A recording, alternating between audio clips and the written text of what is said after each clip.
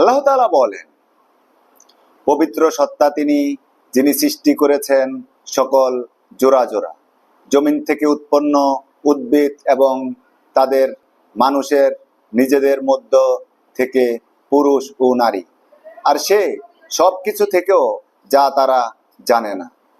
আর রাত তাদের জন্য একটি নিদর্শন, আমরা তা থেকে দিনকে সরিয়ে নিই, ফলে তখনই তারা অন্ধকারাচ্ছন্ন হয়ে যায়।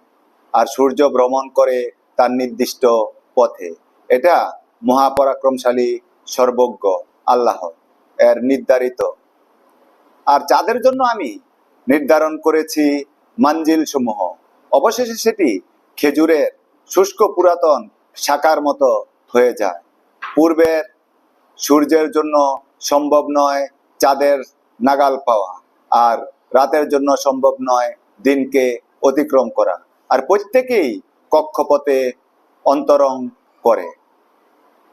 আল্লাহ তাআলা আরো বলেন, তুমি কি দেখো না যে আল্লাহর উদ্দেশ্যে সিজদা করে যা কিছু রয়েছে আসমান সমূহ এবং যা কিছু রয়েছে জমিনে, সূর্য, চন্দ্র, তারকারাজি, পর্বতমালা, বৃক্ষলতা, জীবজন্তু ও মানুষের মধ্যে অনেকে, আবার অনেকের উপর শাস্তি অবধারিত হয়ে আছে।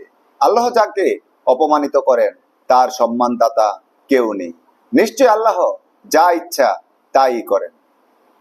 আল্লাহ তাআলা আরো বলেন, সাত আসমান ও জমিন এবং এগুলোর মধ্যে যা কিছু আছে সব কিছু তার তাসবিহ পাঠ করে, এবং এমন কিছু নেই যা তার প্রশংসার তাসবিহ পাঠ করে না, কিন্তু তাদের তাসবিহ তোমরা বোঝো না। নিশ্চয়ই তিনি সহনশীল, ক্ষমা ও পরায়ণ।